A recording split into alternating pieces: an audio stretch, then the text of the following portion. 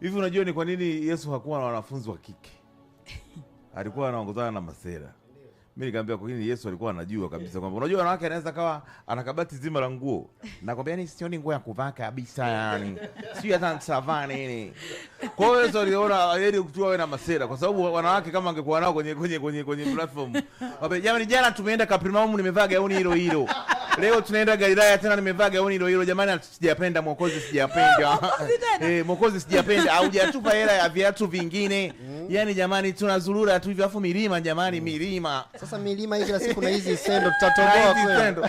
Akaona hapana lakini alikuwa na masela wale kina Petro wewe wanangu wewe Kapernaum. Watu wanakula kanzu wanakula sendo moto. Jamani si watu wanatupia kanzu wakishapitia ile vitani vyao hapa. Chombo kwa hewa. Petro anachohakikisha tu panga lake liko hapa sababu Petro mtu wa mazuna. Anaendelea panga lake liko hapa lakini wanakasikia jamani hamna tupumzike kidogo wengine bado hatujafanya nails yani bado vizuri. Huwezi kuonekana mbele za watu yani juu ya mlima Galilaya na hivi yani kope hazijakaa watu. Sasa Yesu akaona injili itachelewa. Unaona bwana? Jamani kila siku ni mipunda.